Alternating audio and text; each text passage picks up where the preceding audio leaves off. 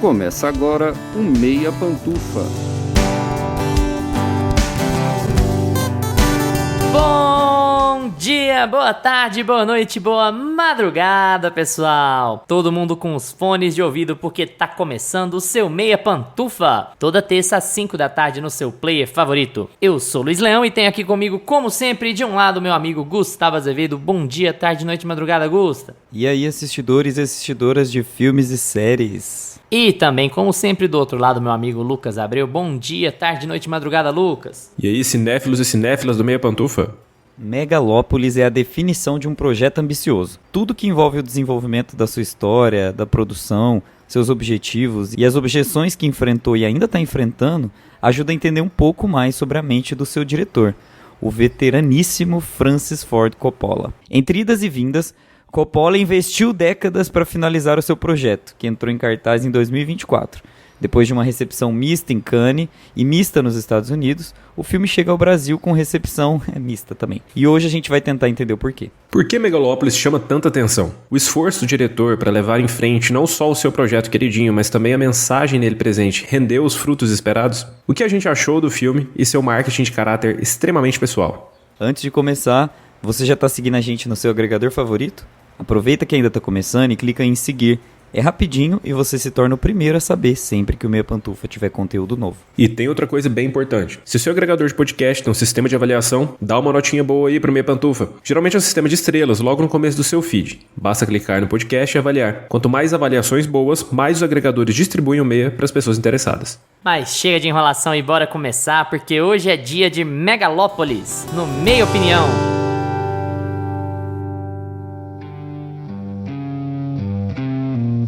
Meia Opinião.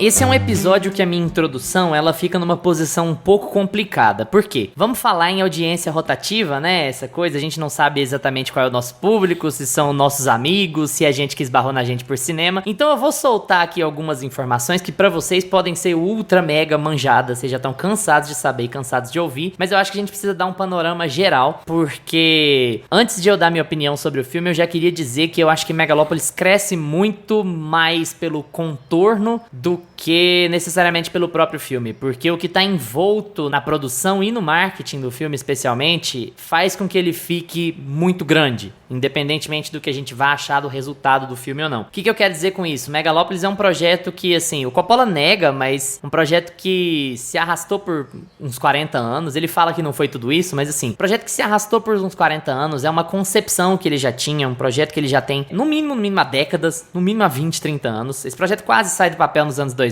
e aí ele enterra de novo porque parecia não haver viabilidade, tanto na produção com os estúdios quanto na distribuição, porque ele era um projeto inevitavelmente caro e de retornos financeiros duvidosos, como foi o que acabou acontecendo, né? Mas é um projeto queridinho do Coppola aí por algum tempo. Nessa história, basicamente, a gente acompanha a cidade de Nova Roma nos tempos contemporâneos, né? A gente tá no século XXI e temos uma distopia, né? É até engraçado porque esse termo é usado no filme, né? Pelo Giancarlo Esposito, distopia. Temos uma espécie de Nova York que tem muitas inspirações em Roma e o Coppola faz um paralelo entre o Império Romano e o Império Americano e nesse conceito a gente conhece um arquiteto visionário, o César, que tem o objetivo de recriar a cidade praticamente do zero. Ele descobriu um material que simula organicidade, ele é sintético, mas é orgânico ao mesmo tempo, é a junção do homem com Deus, e ele quer transformar o mundo com esse material, mas ele enfrenta a objeção de políticos de carreira, ele enfrenta a objeção de ricaços bilionários de plantão, de grupos protofascistas, enfim, enfrenta a resistência do conservadorismo enquanto ele é um cara pra frente que tá pensando no futuro das pessoas. Isso tem a ver com a arquitetura, mas tem a ver com a autolibertação e com a autoconsciência. Enfim, é isso. E nesse processo ele se envolve com a filha do prefeito, que é um dos seus maiores inimigos, e ela é parte essencial na concepção desse cara pro projeto de vida, pro projeto de universo que ele tem. Não necessariamente desse novo império, né, mas na ideia talvez de superação do império.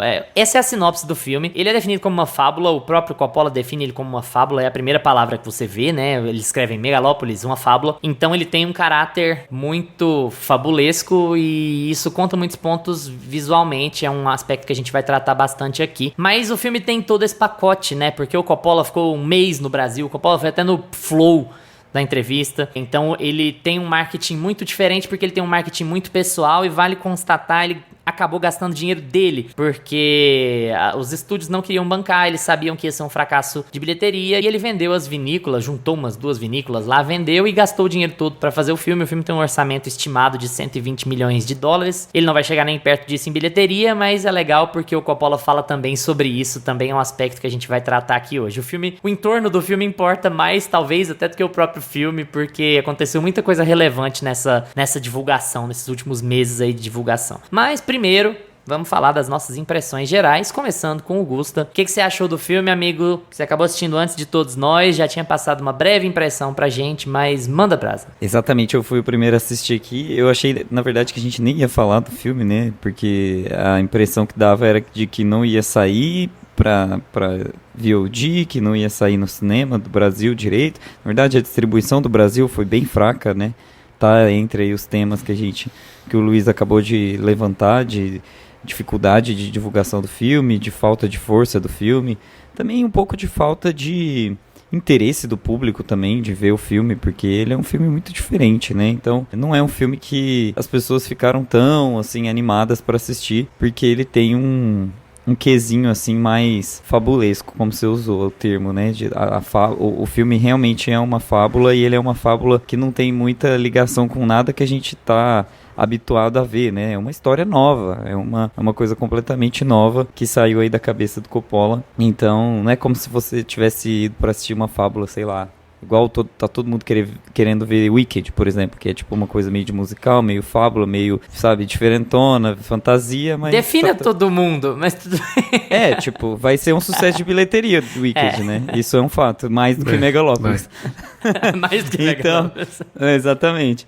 Então, assim, eu acho que assim, quando você vai assistir um filme desses, você tem que contar com o background do diretor e você tem que contar com o sarrafo de artista mesmo, né? O quesito arte dentro desse contexto. Tem muitos pontos de desinteresse das pessoas de assistir, né? O filme teve uma recepção muito mista, as pessoas falam bem, falam mal, aí você fala assim, não sei se eu vou assistir no cinema. Aí a impressão que fica em várias pessoas é de que é um filme muito fora da caixinha, né? É um filme que ficou muito aquém do que o Coppola produzia antes, né? Porque o Coppola acaba tendo um estilo próprio, assim, apesar de fazer filmes muito diferentes, ele tem esses filmes mais duros, assim, né? Da questão da humanidade, Poderoso Chefão, Apocalipse Now, que as pessoas estão acostumadas a ver ele mais, assim, numa coisa mais sisuda. E aí vem esse filme todo de fábula e as pessoas ficam meio pisando num terreno meio numa areia movediça, assim, né? Não sabe muito bem onde pisar. E eu, sinceramente, gostei muito do filme, apesar de fazer essa introdução que parecia que eu ia destruir, né, tudo. É porque a impressão que ficou foi essa, né? Eu fui assistir o filme com a expectativa muito baixa. Inclusive, eu falei um negócio em off no grupo, que eu falei assim, gente, o Lucas era o principal, o mais empolgado de todos, sempre o maior fã de Coppola aqui desse podcast, e eu falei pro Lucas assim, Lucas, você sabe que o Coppola vai fazer o Bo tem medo dele, né? Você sabe que ele vai surtar, ele vai viajar na maionese, ele vai fazer coisa muito megalomaníaca, né? Inclusive que convém muito com o nome do filme, mas muito diferente disso. Eu achei um filme de muito bom tom, um filme muito bem-vindo para os nossos tempos atuais. Eu achei que é um filme que, apesar de parecer ser muito ingênuo, ele tem muita estratégia para poder contar aquela história que está sendo explorada. E eu acho que no fim das contas ele conta muito bem a história que ele quer, sabe? No fim das contas ele estava realmente fazendo uma fábula, ele realmente está fazendo várias alegorias, ele realmente está fazendo um filme que é para você parar para pensar um pouco e refletir a partir de metáforas. Então, durante todo o filme, ele vai ser extremamente inventivo, ele vai ser extremamente poético, ele não vai ser claro em determinados momentos sobre o que os personagens querem ou o que os personagens não querem, mas ao mesmo tempo ele é muito óbvio, assim, sabe? Essa coisa uma coisa meio Romeu e Julieta, ele retoma uns traços mais clássicos de obras de arte mais famosas. Então, assim, dá pra entender que a cabeça dele estava cheia de referência e ele conseguiu juntar todas essas referências, tanto visualmente quanto narrativamente, e construir o que ele queria, a ideia que ele queria, de que o bem e a utopia em algum momento precisa vencer, mesmo que seja na cabeça dele, mesmo que seja nesse filme, sabe? Então, eu entendi o propósito do filme e eu gostei do filme ter sido claro com o propósito dele, né? É um filme que não mente, ele não se vende errado, ele tá ali pra isso. E é muito bom quando um diretor faz um filme sem te enganar. Ele já te coloca desde o começo que é uma fábula, que é uma história além da imaginação, que vai além do que a gente está acostumado a ver. E eu acho que por ser um dos últimos filmes, né, que o Coppola tá dirigindo, porque ele já tá velhinho, acaba tendo um tom de muita esperança, né, pro cinema. É muito gostoso assistir um filme que você vê que o diretor não tá amargurado, que o diretor não tá fazendo aquilo, não tá fazendo a arte dele de uma forma ressentida, ele tá fazendo a arte dele porque ele gosta de fazer o que ele faz. É incrível, assim, eu achei muito legal o tom do filme como um todo. Eu tenho umas ressalvas pra fazer com relação à estética, porque eu acho que o filme às vezes não parece que custou esse dinheiro. É um problema que a gente vem falando, inclusive falamos sobre Um Lugar Silencioso na semana passada, que o Luiz comentou muito sobre a fumaça, né, que eles fazem uma fumacinha ali pra parecer que o filme tá mais... pra reduzir custo, né, gente? Pra não mostrar o bicho. E aqui eles mostram as coisas e fica feio, às vezes. Você fala assim, meu Deus, que coisa feia. Não tinha ninguém pra dar um toque nele que podia dar uma melhorada. Então, as minhas críticas, elas vão muito mais nesse sentido, assim, de preciosismo estético. Mas, ao mesmo tempo, o filme é tão solto e ele é tão deliberadamente consciente de que ele vai mostrar aquelas podreiras, às vezes, assim, só pra gente imaginar e ir um pouquinho mais além, que no fim das contas eu relevei bastante, sabe? Eu acho fabulesco, assim, só um asterisco, amigo. Eu acho que o fato de ser fabulesco faz com que a gente perdoe certas coisas. Nisso me lembra muito o Furiosa. Porque o Furiosa, assim que ele assume o tom de fábula, ele consegue contornar melhor essas coisas de problema de estética, de ficar usando volume ao invés de usar locação, sabe? Porque você embarca na história de uma maneira diferente. Eu acho que eu achei ok, assim. Beleza, se você tem questões estéticas, elas são muito mais porque você tá construindo um universo fantasioso do que porque você tem problemas financeiros com relação ao CG ou problemas de trabalho. Estética foi o de menos, assim, pra mim. Mas na minha vez eu falo mais. Lucas, e aí? Vamos lá, né? Chegou a hora de Megalópolis, finalmente. Cara, eu tava muito curioso pra ver esse filme e o Gusto falou uma coisa interessante, que o filme, ele não mente ao se vender, né? O Coppola, ele sempre vendeu o filme sendo o que ele é mesmo, né? Ele nunca tentou enganar nem nada. Então, assim, desde os primeiros trailers, desde toda a conversa que tinha em volta do filme, e o Luiz abriu aqui falando de que talvez toda a conversa de como esse filme chegou a ser produzido seja mais interessante do que o próprio filme, e eu acho também, mas isso tudo foi me deixando muito curioso, assim. A gente já esperava, eu já fui assistindo o filme esperando que seria uma obra, assim, completamente, talvez diferente de tudo que a gente já viu do Coppola. Aquela coisa, né, de um projeto que ele sempre sonhou em fazer e nunca conseguiu ao longo da vida dele. Ele falou, não, posso morrer antes de fazer isso aqui, vou vender os vinhos tudo e vamos fazer esse filme. Então, assim, já fui com essa expectativa de, cara, ou eu vou detestar ou eu vou amar esse filme, porque vai ser uma coisa muito louca aqui que o Coppola vai fazer, muito autoral. E, cara, eu fiquei bem no meio do caminho, viu? E não achei lá essas coisas, não. Sabe aquele filme que termina e você pensa assim, é só ruim mesmo ou eu que não entendi o conceito? Sabe? Aquele meme? Não entendi, Laerte, explica. Cara, então assim, vou chegar na questão estética ainda, mas o que eu mais gosto no filme é a maneira como ele é contado. Então essa questão da fábula pra mim é a melhor coisa. A partir do momento que ele abre, ele tem todo aquele tom ali com um narrador te contando. E assim, um narrador bem pontual, assim, que vai te levando por como se fosse uma historinha ali mesmo. Como se você estivesse abrindo o livro. Aqueles filmes, né, que começa abrindo o livro, né, e vai te contando, era uma vez na floresta. É muito essa vibe, assim. E isso eu acho que casa muito bem com a proposta do filme. É uma das melhores coisas, assim, de como ele vai caminhando com a história. Tem uma coisa muito... Alguém aqui citou Romeu e Julieta, é uma coisa muito shakespeariana mesmo, assim, em como ele vai levando os personagens, mas eu senti um filme muito artificial. Eu não consigo sentir, por exemplo, Ele é um filme que ele quer falar sobre mudanças, sobre uma proposta de uma utopia, ele quer falar sobre o papel do artista nisso, e ele coloca o Adam Driver, que é o nosso protagonista ali, o César, como esse cara que é o grande inventor, e ele é o grande artista no meio de políticos e burocratas, e que não deixam ele fazer o que ele precisa para o bem maior da sociedade. E eu acho isso um tanto até meio arrogante, assim, da parte do Coppola, meio que ele se vê como esse personagem, sabe? Eu tenho essa impressão de que o César seria talvez a representação dele, ou não só dele, mas de como ele vê o papel do artista, de como ele vê o papel da arte na sociedade. E eu acho isso acaba soando mais presunçoso do que ele queria. Apesar de eu gostar muito do Adam Driver aqui no filme, eu acho que ele tá sempre bem, tudo que ele faz. O Giancarlo Esposito, o Shia LaBeouf tá nesse filme. Que loucura. Eu já sabia que ele tava nesse filme, mas assim... A hora que eu vi ele, cara, parece que assim, ele tá mais surtado. Ele tá ele mesmo, né? Surtadaço. Tá diferente. Mas fisicamente tá bem diferente. E eu achei que toda a história ficou muito superficial, sabe?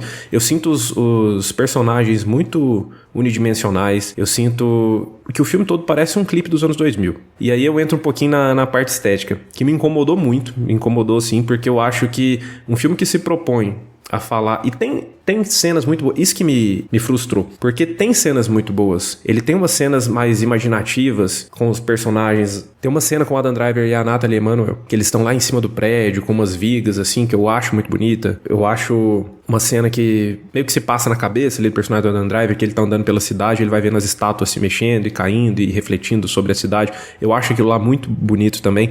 Então o filme, ele tem momentos que você vê que o Coppola consegue colocar isso no visual do filme. Ele consegue trazer esse tom épico, esse tom grandioso pro filme através da estética, mas são momentos muito pontuais, porque no restante do filme todo eu sinto muito volume, muito como se fosse uma série de TV ou um videoclipe mesmo, sabe? Aquela coisa bem artificial que, para um filme que tem a proposta de falar de uma grande cidade, de trazer uma nova Roma numa visão distópica, de trazer essa proposta de utopia, de um projeto megalomaníaco, a gente não se importa com a cidade no filme. Pelo menos eu não senti isso. Eu não senti que eu me importava com aquela cidade. Eu não senti que aquela cidade precisava de grandes mudanças. Eu não senti que sabe, não tem peso. Não tem peso toda essa questão da cidade. Para mim virou uma briga de um artista com burocratas. E um artista que nem se mostra tão... Ele simplesmente joga ali o Megalon. Ele inventou o Megalon. Megalon, tá aí no filme. E sabe... Não que ele precisasse parar para explicar as regras nem nada do tipo, não era isso que eu queria. Mas achei que ficou muito unidimensional, assim. Tanto os personagens quanto toda a história que ele foi levando não me trouxe esse tom de épico, de grandiosidade.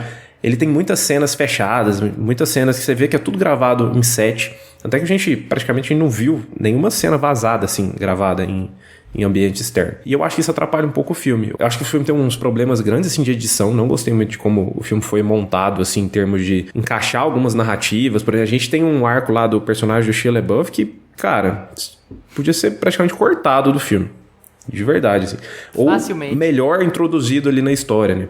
A gente tem o arco da Wall também, que pra mim tá completamente jogado no filme. Entra bem no filme, depois ele larga a mão dela. E vai ficando essa coisa, muito a briga dele com o Cícero, César e Cícero ali, aquela coisa mais shakespeariana, que é onde eu acho que o filme vai bem, porque você tem boas atuações, você vê que é ali que tá o coração do Coppola mesmo, aquela história ali sobre o artista, de o que o artista tem a propor para a sociedade, o que a arte vai poder contribuir, qual o papel da arte na sociedade e quais os empecilhos, né, que ele enfrenta para não conseguir levar a sociedade para frente. Eu sinto que ele tenta trazer esse discurso e é onde o filme fica bom para mim. Mas essas questões estéticas me incomodam muito mesmo, e me incomodam justamente por ter momentos bons, por você ver, cara, você é capaz, você fez aqui, ficou legal nessa parte, você fez melhor em outros filmes. Cara, o Coppola, ele é conhecido por filmes onde ele faz boas construções de personagem, tanto no Apocalipse Now, quanto no... que é um filme... O Apocalipse Now é um filme completamente... A gente sempre cita ele ao falar de Megalopolis, todo mundo que foi entrevistar ele citou Apocalipse Now nas entrevistas, porque foi o filme mais contraditório dele na época, né? Aquele filme que foi rechaçado pela crítica, e aí teve 3 versões diferentes, teve 3 cores diferentes, depois ele tomou esse status cult, e eu gosto muito do filme de Apocalipse Now, e é um filme que ele inova bastante pra época, ele tem uma pegada, no final ele mostra todas as mazelas da guerra, e no final ele toma um tom completamente filosófico e autoral. E aqui eu senti, cara, Coppola é um diretor que ele sabe construir personagens tão bem, Ele já fez projetos onde ele consegue trazer esse lado autoral dele e ao mesmo tempo contar uma história que consegue trazer o peso do que ele quer criticar, do que ele quer trazer como metáfora, e aqui eu não senti. Aqui eu senti um filme bem picotado, bem mal editado, assim, bem desconjuntado, e que não me trouxe, não me fez eu me preocupar com aquela cidade, não me trouxe esse tom de épico, esse tom de grandiosidade que eu acho que o filme se vende, eu acho que o filme precisa de ter isso para se sustentar. Então, assim, fica... E eu acho que se não fosse o Coppola, esse filme não ia estar sendo nem divisível, ele ia estar sendo rechaçado. Mas tem toda a história em volta, é o Coppola e tudo mais. E eu gosto de toda essa história em volta do filme. Me despertou muita curiosidade para ver ele. Gosto de todo o elenco que tá ali. Gosto das ideias que ele traz. Gosto da discussão que ele traz com o filme. E o cerne da história, você vê que tem um coração ali. Você vê que quando ele tá com o arco principal ali rodando, você entende pra onde ele quer ir, o que ele quer discutir. Mas esses outros aspectos do filme me tiraram bastante, assim. E assim, ele traz uma mensagem positiva, de certa forma. Ele traz essa coisa mais utópica do que qualquer outra coisa. Mas que fica muito ali, tá, beleza. A utopia vai começar a partir de um parque em Nova York. E uma coisa muito plástica, assim, sabe? Não me trouxe esse peso da grandiosidade que eu acho que o filme precisa, que o filme deveria ter. Antes de tudo, eu acho o corte muito curto.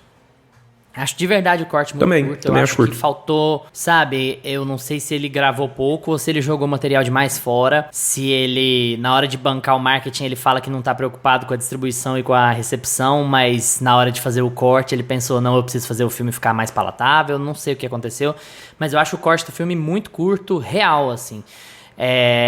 Porque ele quer contar uma história de caráter épico, ele quer vender ela como épica, ele gastou um dinheiro épico do próprio bolso e entregou uma história com problemas de ritmo, que você sente que são problemas de ritmo porque você tem dificuldade em investir em certos personagens, e são problemas de ritmo que atrapalham principalmente a Julia, a personagem da Nathalie Emmanuel, que vira uma caricatura de esposa, assim, durante a história, né? É uma personagem que desaparece do filme, pra falar a verdade, né? Enquanto personagem, né? Ela tem uma personalidade que é atrelada única e exclusivamente à juventude dela. A partir do momento que ela conhece um gênio, a personalidade dela desaparece. Então eu acho que isso tá um pouco atrelado ao corte curto demais. Eu acho que esse filme renderia 2 horas e 40, 2 horas e 50, fácil assim, e melhoraria muito. Eu até imagino que o Coppola estivesse esperando alguma receptividade muito positiva das pessoas, ou dos críticos, ou sei lá de quem, pra lançar um corte de diretor. Como ele sempre faz, ele sempre mexe nos filmes, ele sempre muda cenas de lugar, ele deve estar pensando nisso já. Acabou de lançar e deve estar pensando nisso já. Mas eu não tenho tantas questões com relação à estética. Como eu disse já, entre o Gustavo e o Lucas, eu passo um pano legal porque eu acho que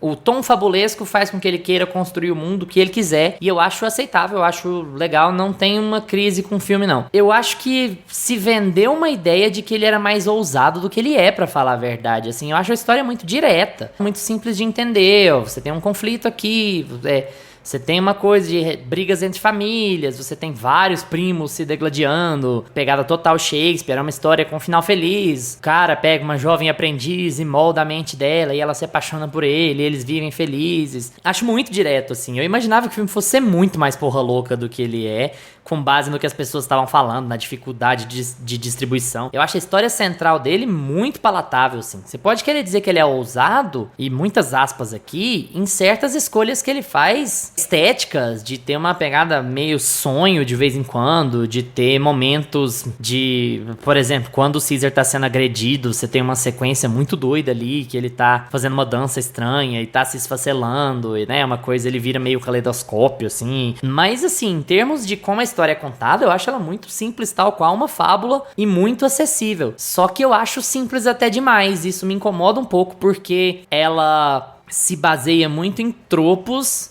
e ela diz querer trazer um debate muito profundo sobre a humanidade, ou sobre a arte, ou sobre as duas coisas, sei lá. Mas ela acaba dando voz somente ao protagonista. Eu acho que nisso o Lucas tá com total razão do sentido da arrogância, porque o Caesar fala pelo Coppola, e o Caesar tem um ponto ousado, e o prefeito tem um ponto razoável, Sim, conservador, claro, mas razoável. Então o filme meio que fala pelo Caesar o tempo inteiro, e eu entendo, é a mensagem dele, mas eu acho que ele é menos suscetível a debate do que ele se vendeu. E nisso, queria até pegar o Gustavo, é meio botei medo, porque o Ari Aster ficou incomodado, não foi das pessoas não gostarem do filme dele, ele falou isso. Eu não fiquei incomodado das pessoas não gostarem, ou não gostarem da duração, eu fiquei incomodado das pessoas saírem da sala de cinema e não debaterem o filme, e não estarem interessadas por debater o que o filme tá querendo dizer. E nisso eu acho que o Coppola desliza em certas conclusões. Eu acho que ele tem cenas muito interessantes sobre o que é a utopia e o desafio da utopia, particularmente as trocas que o Caesar tem com o Cícero. A interação entre o Caesar entre o Adam Driver e o Giancarlo Esposito é muito boa na maior parte do tempo, porque eles estão debatendo ideias, eles são homens públicos debatendo ideias, e ali você vê onde o filme tá querendo chegar. Ele tá querendo falar sobre progressismo versus conservadorismo, mas eu não tô falando de esquerda e direita, eu tô falando progressismo versus conservadorismo em como enxergar a humanidade, em como enxergar a arte, em como enxergar a cultura, em como enxergar comportamento, economia e tal. É a visão ousada de um contra a visão conservadora do outro, não dizendo que o conservador está errado porque ele está errado, dizendo que o conservador está errado porque ele tem medo, porque ele tem uma visão quadrada das coisas, porque ele é acomodado, né, no sentido de, beleza, então tá tudo uma merda, mas se eu tentar vai piorar e por isso eu não vou tentar. Então, assim, nesse quesito, o debate é um ponto que tá muito em voga, né? Particularmente aí com o reacionarismo tomando conta dos Estados Unidos, né? Tudo bem que o filme já saiu lá há muito tempo, mas o debate tava rolando. Então, eu acho que o filme tem grandes temas, mas que ele apresenta esses grandes temas ou de forma muito simplista, ou ele não dá... Nossa, eu vou usar um termo em anglicismo de agência de publicidade, tá? Mas assim, ele não dá follow-up na coisa, assim. Ele apresenta um grande tema, mas na hora de metaforizar o grande tema, de trazer ele pra tela, pro visual, até pro enredo principal da história, ele tem um pouco de dificuldade. Então eu acho ele meio careta na história central e tentando abordar temas pros quais ele não dá prosseguimento. Parece que o filme... E tudo isso pra mim seria resolvido com meia hora a mais, assim. Dependendo do que tá na meia hora a mais do filme, sabe? Mas faltou. Eu acho que ele quis apresentar muita coisa em alguns momentos e em outros momentos ele quis apresentar pouca coisa. Ele acabou apresentando pouca coisa. Então eu acho que certos tropos são um pouco incômodos. Eu gosto muito da Aubrey Plaza, mas eu acho a personagem da Wow... Tá, ok, beleza, tá ali, ok. Mas, falando sobre várias coisas, né? Tô tentando emendar, porque é muita coisa acontecendo ao mesmo tempo. Uma coisa que eu acho muito legal que o Coppola faz são as suas óbvias referências no filme, assim, visuais, inclusive. É muito incrível ele fazer uma referência... Ele faz uma referência gigantesca ao Amigo de Palma. Com o cartaz do dublê de corpo tá nesse filme, gente. Eu não sei se vocês repararam, praticamente isso. Tá tudo roxo numa cena lá da UAU, da Aubrey Plaza. Tá tudo roxo, você vê só o rosto dela fazendo uma pose sensual. Mas, mano, olha...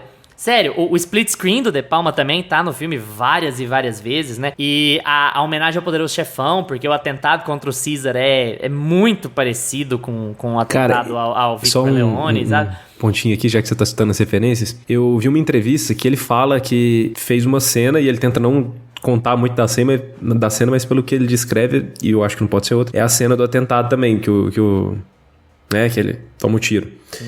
A Cidade de Deus. Ele fala que queria muito referenciar a Cidade de Deus aqui nesse filme, depois que ele achou uma cena muito forte, assim, na época que ele viu o filme, que tinha vontade de colocar algo parecido, porque não já saía da cabeça dele.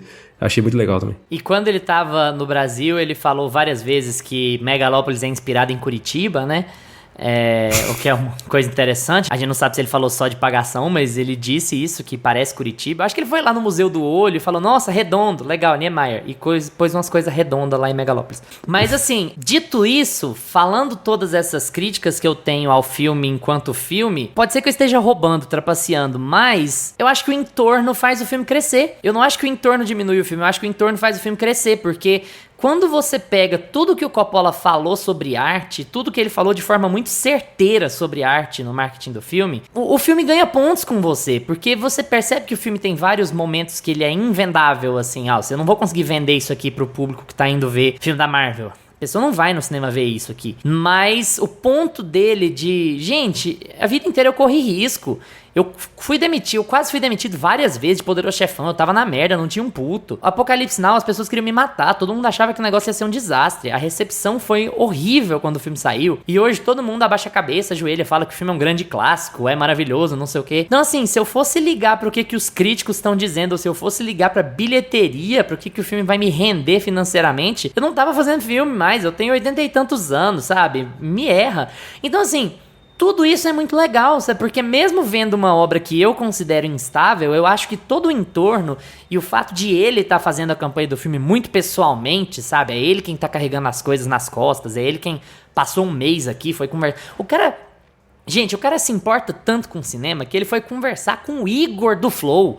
Tipo assim, esse é o nível que o cara se importa com a própria arte. Eu converso com qualquer um se me ajudar a expor minhas ideias sobre o meu filme, sobre a minha arte, sobre o que eu penso, sobre o que eu tô fazendo, sobre o campo que eu tô. Então o filme cresce muito por causa disso, assim, e eu acho que isso conta. Eu acho realmente que isso conta, e acho que as pessoas que forem embarcar em Megalópolis poderiam procurar alguns desses comentários do Coppola, algumas das visões que ele tem sobre a indústria, sobre o cinema e sobre o fazer cinema, porque elas vão ajudar a agregar o valor no filme. Agora, se você for tirando esse aspecto, tirando essa visão da coisa, eu acho que o filme é nivelado pra baixo, assim. Eu acho que ele é menos ousado do que ele se vende quando você pega só o assunto do filme, assim. E isso me incomodou um pouco. Eu esperava muito mais. E nisso, ele é um pouco botem medo, ele quer forçar um debate que acaba não existindo, porque... O filme não dá espaço pra debate, é o lado da utopia está certo e pronto. O filme te dá uma resposta. Exato. E também acho a história muito, muito simplesinha, assim. E meio botei medo nesse sentido, mas me lembrou um pouco o Bardo também, do Inharrito, que me incomodou. Isso me incomodou demais, porque o Bardo é um filme tão prepotente, que é um cara, ele tem umas visões, e ele é cheio de discursos, e é cheio de uma coisa, assim, que é, sabe... Eu acho que o momento que é pro Caesar fazer um discurso super épico é um momento que eu acho assim, tá, ok. Sabe, não cola, não me desce, assim, isso me incomodou um pouco, porque ele é muito cheio de si, talvez. Mas enfim, 2 detratores e 1 mais defensor. Mas Gusta, com base em tudo isso que a gente disse, você quer acrescentar algo? Eu acho que eu não acho que a gente pode comparar o Bardo e Botem Medo com esse filme, porque eu concordo com você com relação ao Bardo. Eu acho que o Bardo, ele é um filme que é muito prepotente. O Inharrito tava muito doido, assim, aquelas conversas com o filho dele lá, e ele andando na cidade do México e curtindo umas festas, e depois subindo a montanha de gente e achando que ele é o melhor. É aquela coisa, né? Que ele resolveu a situação de si próprio. E no Botem Medo também tem muito essa questão de tipo assim, eu descobri qual é o meu problema e agora eu vou ter que falar pra todo mundo que é assim que se resolve os problemas psicanalíticos, mergulhando na psique e descobrindo os traumas que você tem com a sua mãe. Tipo, ele quer dar meio que uma resposta. Uhum. E aqui... eu acho que ele é mais humilde, sabe? Eu acho que o Coppola, ele tem certa humildade em... quando ele vai falar sobre arte, ele entende sobre arte. Eu concordo que ele é mais humilde, mas é porque esses 2 parâmetros são muito ruins, né? Mas o filme tem vagas lembranças de prepotência. Isso, eu acho que é porque quando ele vai falar sobre arte, o Coppola, ele tem muito know-how, né? Ele sabe muito sobre o que ele tá falando. E aí soa dessa maneira porque... é um cara que enfim, ele acaba incorporando mesmo no César a persona dele como diretor, como artista, e aí soa prepotente, mas eu acho que o que ele fala são verdades, sabe? São coisas que você para pra pensar assim, nossa, poxa, é realmente isso, realmente essa é a relação que a gente tem que fazer. Ideologicamente eu concordo plenamente com ele, 100%. Na hora que ele fala, tipo assim, porque tudo sempre foi assim, você não tem direito a sonhar, a gente tá condenado a viver na merda, sendo que nós somos as criaturas mais inteligentes da história do planeta, sabe? Né? Uhum. Exato. Então eu acho que tem uma pegada assim um pouco mais humilde, principalmente quando ele vai desenvolver a história do personagem principal, que é as mudanças que ele tem sobre a percepção de vida, porque o personagem começa muito prepotente, sim, e ele é muito dado aos vícios, né? Então ele coloca os vícios como um empecilho no desenvolvimento artístico e também um pouco mais de governante dele, né? Porque um artista clássico. ele é bom. Tem até uma discussão na ciência política, na sociologia, que é essa coisa, tipo assim, o filósofo deveria ser um governante, né? Ou o militar deveria ser o governante, ou os governantes deveriam ter uma carreira própria. Tem essa discussão toda na sociologia. Então eu acho que ele traz muito essa discussão sobre se o filósofo e o artista deveria ser um governante. E a resposta é que sim. A resposta é que, no fim das contas, pelo menos um grande conselheiro deveria ser, né? Porque ele acaba concluindo o projeto dele lá no fim, né? Então, eu acho que, assim, ele vai dando soluções pro personagem. Tanto é que quando a esposa dele lá, a gente descobre que a esposa dele, que é o principal motivo dele estar frustrado e dele não conseguir desenvolver o trabalho dele de forma plena, a gente tem uma mudança muito positiva na vida dele, quando ele descobre que aquilo ali é a trava mental dele. A gente não tem um aprofundamento, porque o Bo Tem Medo, pra mim, é isso. É tipo assim, ele descobre que a mulher, se esse filme fosse Bo Tem Medo, ele descobre que a mulher é o problema, é a trava psicológica dele, para ele não conseguir desenvolver o talento dele e construir a cidade, né? O que aconteceria se fosse Bo Tem Medo? Ele se afundaria nesse dilema e ele ficaria sem conseguir resolver, e o filme teria 2 horas dele tentando sair desse trauma dele com a esposa dele. O caso do Inharrito também, que é a mesma coisa que acontece. Ele se sente um fracassado e aí ele vai descobrindo porque que ele é um fracassado, porque ele vai retomando isso o tempo todo e o tema vai ficando autocentrado. E aqui eu acho que o tema não é autocentrado. Não é sobre ele ter uma trava psicológica. Eu acho que o filme é sobre o desenvolvimento dessa trava. Eu concordo. O filme se desenvolve, sabe? As coisas vão andando e vão caminhando e você vai entendendo que todos os personagens têm suas motivações e cada um dos personagens contribui muito para a história principal, que é controlada pelo César, porque ele é o cara que descobriu um novo elemento que vai fazer uma nova cidade existir, né? Que vai fazer uma nova forma de organizar a sociedade. Então eu acho que tem muito mais esse espírito do desenvolvimento, né? Da questão assim de vamos fazer essa história crescer, muito mais do que vamos complexificar essa história. Não tem o Coppola não tem muito essa pegada.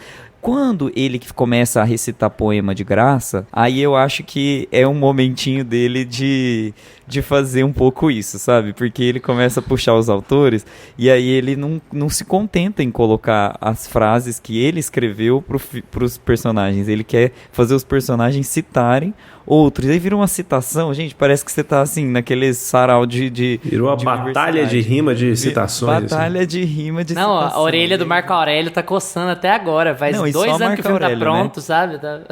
Ninguém... as 4 citações de Marco Aurélio, ninguém citou o Olavo de Carvalho. Não, ninguém. Entendeu? Impressionante. Nem o nazista citou o Olavo de Carvalho. Ah, cadê a verossimilhança, gente? Exatamente. Então, assim, eu acho que o filme, ele tem os seus momentos mais cabeçudos e um pouco mais arrogantes, mas no fim das contas eu acho que ele desenvolve muito bem a história que ele tem pra contar. E talvez o problema seja o que o Luiz apontou, de que o desenvolvimento da história talvez não tenha nada demais. Ou a gente perdeu um pouco também dessa... que eu acho que é o argumento do filme, né? Que a gente talvez tenha perdido um pouco da esperança de ouvir histórias assim e a gente não tenha tanto interesse em histórias assim. Eu acho que, no fim das contas, ele tá querendo fazer uma crítica ao espectador também, nesse sentido de tipo, e se vocês acharam que o fim da minha história é muito simples, é muito utópico e é muito final feliz de novela, as novelas antigas, né, gente? Que as novelas hoje, elas estão também tendo os final tudo de série da Dexter, assim, Lost, essas coisas. Mas o ponto é esse, se tá terminando feliz e se tá tudo bem e se a gente conseguiu concluir e o espectador ficou chateado com isso, então talvez o problema não é na forma com que a gente tá assimilando a arte, a forma que a gente tá dentro dessa cultura do pessimismo e da distopia. Ele fala isso, ele fala. Então, talvez tenha um pouco dessa ambição dele, e aí soa um pouco prepotente, porque, cara, seu filme só tem que ser bom, você não tem que ficar, tipo, cutucando o espectador por meio das suas conclusões, né? Mas eu acho que tem tudo isso, sabe? Tem a expectativa que a gente tem com o filme, com os filmes mais modernos e os autores e os diretores que a gente já conhece, né? E que não faziam esse tipo de filme. E ele tá apresentando uma coisa nova pra gente, talvez apontando o dedo pro espectador também. Eu achei o final do filme um pouco piegas. A palavra que eu usaria era piegas, assim. Não é porque o final é feliz, é porque o jeito que as coisas se amarram é meio brega. Sabe? É tipo assim, num espaço de 2 minutos, e eu acho que é literalmente isso, num espaço de 2 minutos, a cidade já tá já tem uma parte enorme da cidade já tá preenchida pelo projeto de Megalópolis. O prefeito decide apoiar o cara. O banqueiro hedonista, ganancioso, porque ele passa por uma crise, ele vira e fala assim, não, eu vou doar todo o meu dinheiro para este projeto. Sim, cara. Quero que este projeto funcione. Sabe? É bobo, é bobo. E é muito curioso isso, porque a primeira parte do filme eu acho muito boa, acho muito mais legal, assim, quando ele tá envolvido ali naquela coisa meio misturar Roma com Estados Unidos e o Coliseu é muito legal, tudo que envolve ali o Coliseu é muito legal, a cena da Grace Van Der Waal é muito boa. Muito boa, muito boa. Aquela conspiração lá do Shia LaBeouf naquela parte, né, da imagem, apesar de simples, é muito legal, toda aquela sequência é muito boa, ele tá maluco no vício e a cena dele surtando lá, tudo muito legal porque é tudo muito inventivo, é tudo muito inovador. Inovador eu não diria porque são todos tropos, assim como boa parte do filme, mas são coisas que são muito bem feitas, muito bem executadas e que te envolvem muito e você fica muito ali naquele universo. Mas o filme vai ficando meio palestrinha, meio soturno demais. Gente, tem uma suástica. Pra quê, sabe? Tem uma suástica cravada na árvore, assim. É tipo, eu quero garantir que vocês estão entendendo que esse cara é um fascista. Amigo, porra, né? Não tem o artista que as pessoas têm que entender a arte. Então, assim, confie na sua audiência, né? Eu sei que é muito esquerdomacho usar esse termo, mas assim, confie na sua audiência, as pessoas entendem, sabe? Não precisa pôr uma suástica lá. Então, eu acho que o filme fica meio pesado entre, aqui eu quero ser muito fantasia e funciona, e aqui eu quero ser muito soturno, muito realista, a minha crítica é muito mais direta aqui, ela é muito mais subjetiva ali. Então, sei lá, eu acho que ele dá uma patinada em encontrar o tom certo nesse quesito, assim. Eu acho que ele poderia ter abraçado o lado fantástico da coisa mesmo e ter seguido com ele, porque ele dava mais caldo. E da comparação com o Império Romano, até a comparação com o Império Romano, ela vai desaparecendo do filme. Não sei se você foi reparando. Até em design de produção, ela vai desaparecendo do filme, assim. As referências vão sumindo. Você vai vendo um lado da cidade, que é um lado da cidade muito específico. Começa muito mais forte mesmo. Mas eu acho que os grandes temas... Eu tenho uma dúvida, depois eu quero fazer uma pergunta pra vocês. Mas eu acho que os grandes temas do filme são muito legais. E aqui, ele pegou muito de Fundação também, porque ele tá analisando, assim, o declínio de um império, né? Tudo bem que Fundação pegou muito do livro Ascensão e Queda do Império Romano lá e tal, mas esse grande tema de como impérios caem, de aos poucos eles vão caindo, vão se desmantelando, alguma coisa assim, são grandes temas que eu acho que acabam ficando meio suplantados no meio do caminho, porque ele joga coisas demais no mesmo balaio, sabe? E temas demais no mesmo balaio. Então, e dentro, de novo, de uma duração curta, 2 horas e 10, pra quantidade de temas que ele queria trazer é pouco. 2 horas e 13 o filme tem, né? Fora os créditos. Então, assim, essas coisinhas me incomodaram um pouco, sabe? Cara, eu gosto muito desse papo que ele traz da queda do império. Como impérios caem e tudo mais. E toda essa proposta do filme, ela vem no começo. Eu gosto muito do começo do filme também. Gosto muito, até na cena ali do Coliseu, eu gosto demais do filme. Demais, assim. Já tinha umas coisinhas visuais me incomodando e tal. Mas, assim, acho que a narrativa vai bem até ali. Você entende essa proposta que ele vai trazer, não? Como que esse império vai ruir? Quais vão ser os problemas que ele vai apresentar? Qual que vai ser o papel do artista? Você entende que ele tá indo nesse caminho. No fim das contas, ele traz uma história central ali, rasa. E ele acaba não conseguindo discutir isso. Se eu te perguntar, como é que esse império que ele trouxe pra gente caiu? Como?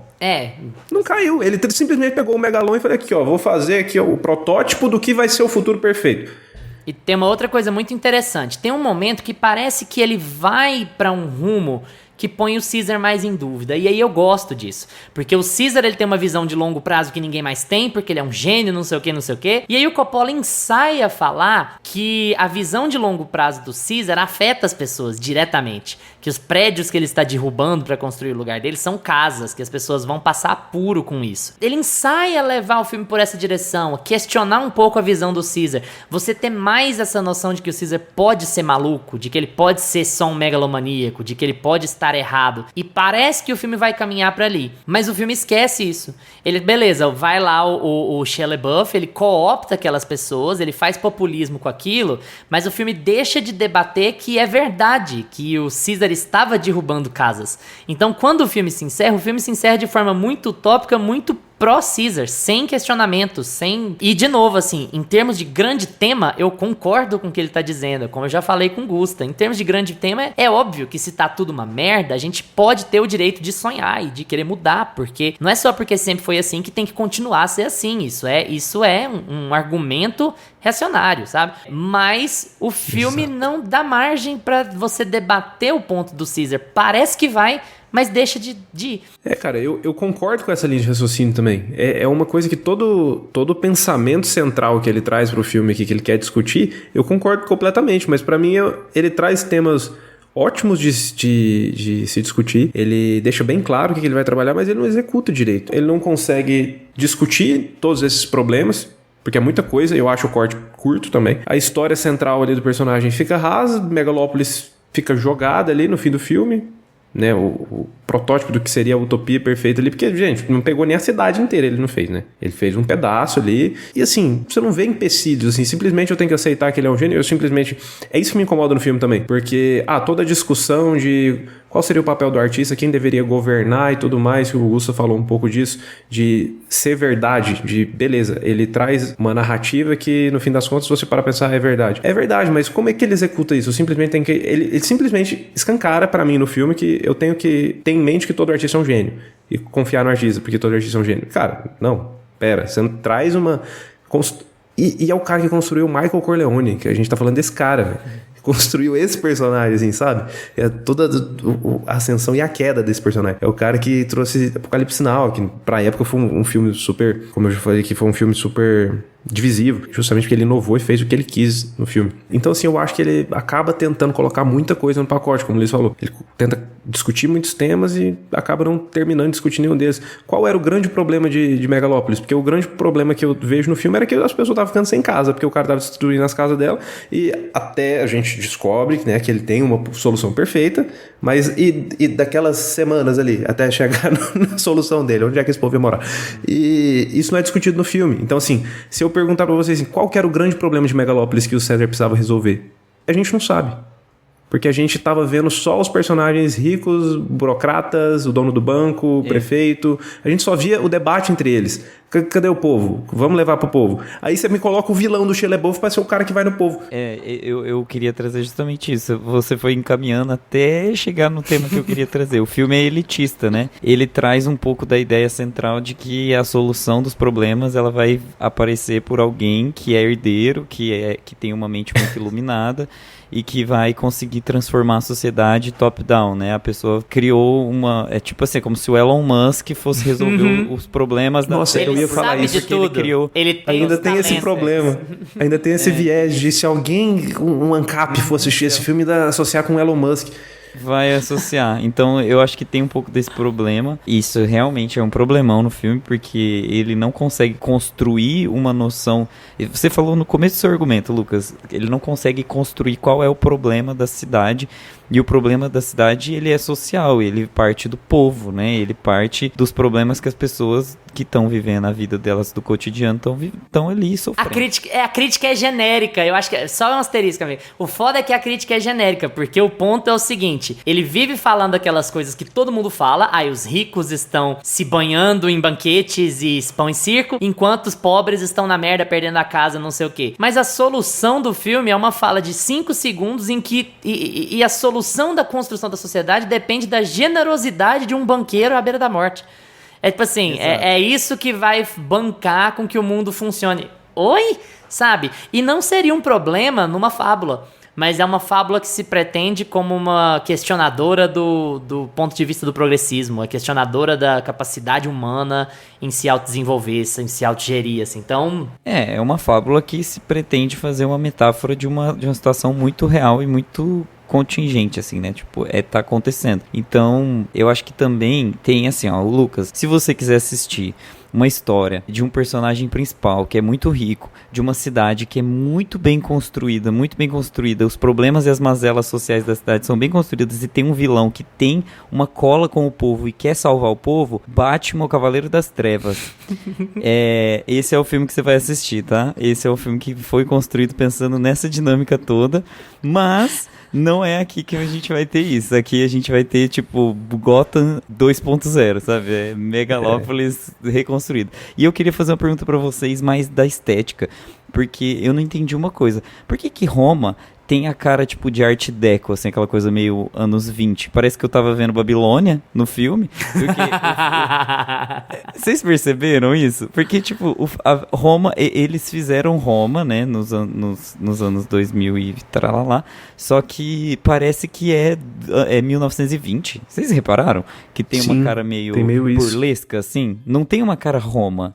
Tipo, tem uma cara meio imitação de Roma, mas eu acho que tem um mas essa disso, é a né? ideia, né? Eu tô imitando Roma, tá. né? Pra falar, assim, eu adoro o design de produção. Eu acho o filme muito bem feito.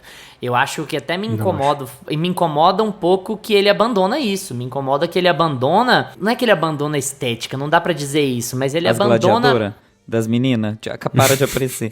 Tem isso também, né? Mas ele abandona Até do o design de produção, do sabe? Ele abandona completamente o design de produção e ele vai pra um mais realista. É como se aquele primeiro mundo fosse idílico e ele tivesse progressivamente piorando. E não é isso, né? Eu acho que a ideia é que os dois mundos coexistem. Na verdade, um mundo cria o outro, né? Mas o filme, e de novo, isso é um problema... Assim, como o Lucas falou, pra mim isso é um problema de montagem. O filme vai ficando muito... Ele vai abandonando o lado distópico dele, visualmente, assim. Mas a primeira parte dele é muito, muito bonita. Eu adoro o design de produção dele e, como disse, não me incomodo com questões de preencher volume, de preencher fundo, de efeito especial. Elas entendo que elas incomodaram vocês, mas não me incomodam tanto assim. Mas eu acho, amigo, que tem essa coisa... Achei legal você falar decó, porque eu não tenho a menor ideia o que é. Acho que não é coisa de decadência, né? Eu ia falar barroco, que eu também não tenho muita ideia do que é. Mas assim, o barroco... coisa de linhas, assim, a arquitetura meio naquelas linhas. É bem, se você lembrar de Great Gatsby, você vai lembrar. Art Deco. Nossa, muito Great Gatsby. Eu diria mais barroco porque você tem a coisa da... O barroco é excessivo e ele foi visto como brega pelos seus sucessores dentro de movimentos artísticos, mas ele é excessivo e ele é uma supercompensação, né? As coisas estão na merda e você se afunda mais no luxo pra vender uma ideia de que as coisas não estão na merda. Então eu acho muito legal o design de produção desse filme quando ele tá tratando disso. Elogio muito como ele foi feito. Eu não acho que o dinheiro foi mal gasto. Eu acho que a história não é tão envolvente quanto deveria, mas eu não acho que o dinheiro foi mal gasto, sabe? Essa questão estética, de novo, tem muitos momentos que eu gosto. O Luiz cita muito o começo do filme, e eu gosto muito, pra mim a melhor coisa do filme é o começo, quando a gente tá conhecendo os personagens, tentando entender qual que é a problemática toda ali, qual que é a motivação de cada um, quem é quem. E a gente já abre com uma cena do César ali, parando o tempo, e aquela cena é muito boa, muito bonita. Então, assim, o filme, a cena que ele sofre o atentado, como ela é filmada, o filme tem coisas estéticas que funcionam muito bem pra mim. O problema é que no mesmo filme tem coisas que eu acho horrorosas, assim, que deixam o filme muito plástico e muito sem o que a gente precisa, que ele tenta trazer esse tema de épico e de que você tá numa cidade cheia de problemas. E assim, eu não sinto essa profundidade, eu não sinto a importância da cidade no filme. E comparando, já que a gente trouxe tanto aqui, o Gusta trouxe tanto o nosso ponto que já virou. Você tentou, não?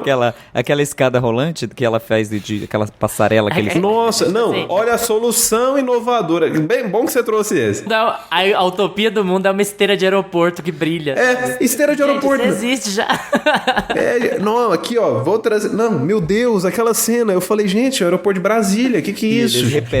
Eles repetem várias vezes. Tipo assim, pera, sobe aqui que a gente tá indo junto. E é bom, que é pra facilitar o movimento, né? Que é pra ter o fluxo de um rio. E o treco vai tão devagar. Nossa, amigo, não. Calma, vai mais rápido. O rio vai rápido. Tem correnteza. O seu Frederiksen do Up, ele desce aquela escada da casa dele, que ele tem um elevadorzinho, mais rápido do que isso. Eu achava que essa esteira ia ser tipo meio que uma arma de Chekhov, assim, sabe? Tipo, tá parecendo demais. Vai ter alguma coisa com essa esteira, mas não aconteceu nada com a esteira. Só levava a véia pra cidade. E só ela, né? Só ela que anda na esteira no filme. Só a mãe da Júlia que anda. Ela gostou da esteira, virou o brinquedo dela. As duas vezes que a esteira aparece é a mãe da Júlia que tá usando. Já virou nosso ponto de referência aqui. Apesar de gente, não estamos, pelo amor de Jesus, comparando a Ari Aster com o Coppola, tá? Com o Francis Ford Coppola. Não estamos fazendo isso. Mas vamos pegar o exemplo que a gente já trouxe muito aqui do Bo Tem Medo. Bo Tem Medo tem todo aquele problema que eu odiei esse filme, mas o começo dele a gente falou... Acho que a gente falou dele aqui, né? A gente gravou? Falamos. A primeira hora dele é ótima, sabe? Então, o começo dele é bom porque você se importa com o Bo. Você conhece o Bo, você convive com ele na rotina dele, vê quais são os problemas dele, os traumas dele, meio que você vai entendendo ali as manias dele. Você se afeiçoa ao personagem. Depois o filme vai virando aquela porra louca toda. Aqui a gente não tem muito esse tempo com o César, sabe? Então vira uma coisa que os personagens, cada um entra em cena pra cumprir o seu papel. Como é uma fábula, é uma coisa muito teatral. Sempre entra alguém naquele cenário, sai. Entra alguém naquele cenário, sai. E a gente conhece o trauma o filme se desenvolve nesse sentido. A gente conheceu o trauma, qual que é a trava, né, do César e tudo mais, a motivação dele. Mas a gente não tem tempo suficiente. Eu sinto que a gente não tem tempo suficiente com o César, a não ser quando ele tá sempre discutindo a grande, genial ideia dele com alguém. O Nolan deve ter emocionado na sala de cinema, né? Fala assim, uau, a motivação dele é porque a mulher dele morreu e ele ficou obcecado. Caramba! Vai. Agora ninguém critica, né? Quando é o Nolan, coitado. Eu entendo quando o Gusta reclama de a gente comparar com o Bo Tem Medo também. São dois filmes muito diferentes. Não é essa a ideia, ele trouxe a assim, comparação. sabe? Não, é que, tipo, eu trouxe a comparação falando pro Lucas, bem off, tipo assim, Lucas, ó, seu diretor preferido vai fazer o Bo. Aí ele já veio se justificar. Aí eu vim me justificar antes que ela apanhe, porque eu não achei parecido. Mas existe algumas relações, sim. Sim, são dois filmes radicalmente diferentes, mas são dois filmes que têm mensagens que parecem ser maiores do que o que você vê em tela. Eu acho que essa é a comparação. Assim como o Bardo, sabe? Ele quer vender mensagens que ele não sabe muito bem como vender de forma ficcional, de forma artística. Seria um excelente debate numa mesa do DCE lá na Federal, mas em termos de filme, você tem que ter certos recursos que não, no Bo Tem Medo definitivamente não são entregues, né? O filme é uma zona psiquiátrica, e aqui eu acho que o Coppola foi um pouco, usar a palavra hipócrita é um pouco demais, mas eu acho que ele deixou o filme, tentou deixar o mais palatável possível e ao mesmo tempo colocar todos os temas que ele queria colocar. Eu acho que ele tentou não ir demais pro outro lado, mas eu acho que isso prejudica o filme. Já que ele fala que o filme não ia ter bilheteria mesmo, que é a arte pela arte, eu acho que ele poderia ter viajado mais na maionese do que ele viajou. Eu acho que ele ensaia viajar na maionese e ele se contém muito mais do que ele se solta. E isso me incomoda, porque acho a história muito banal, sabe? No fim das contas é muito banal. Você tem piscadas de bons temas, de grandes temas, mas você termina o filme meio, tá, beleza, é isso, assim.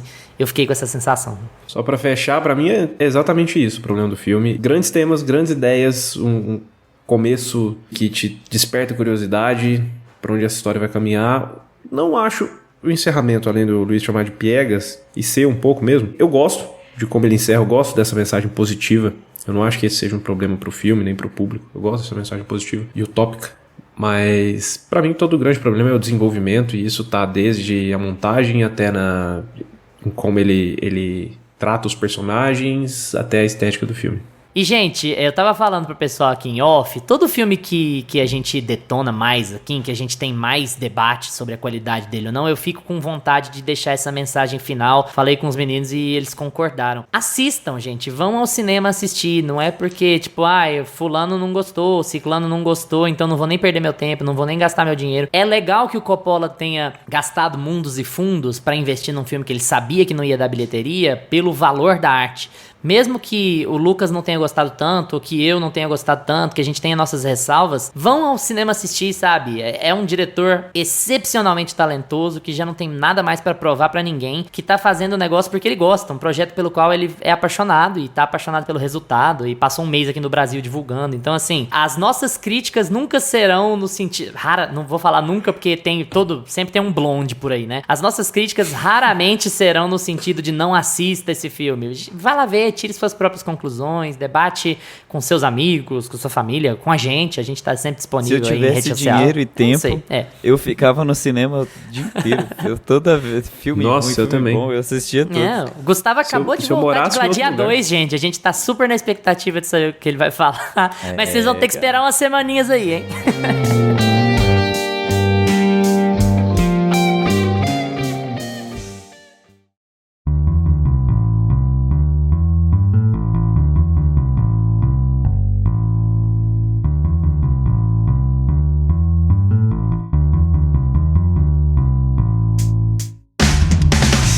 E agora com vocês. Já assistiram Megalópolis? Gostaram? Não assistiram, mas ficaram interessados? Então vamos estender essa conversa no Instagram, @meiapantufa, que a gente responde tudo que aparece por lá. Valeu pela atenção de vocês. Tchau, Gusta. Tchau. Tchau, Lucas. Tchau, galera. Lembre-se de seguir a gente no seu agregador de podcasts preferido, seja ele Spotify, Apple for Podcasts, Deezer, Amazon Music. E a gente tá também no YouTube, então se essa é a sua plataforma favorita, dá uma passadinha lá, porque os episódios já estão disponíveis em áudio. Terça que vem a gente tá de volta com mais Meia Pantufa pra vocês. Tchau! Este podcast conta com locuções de Carla Leão e Lucas Meleiro e edição de Luiz Leão.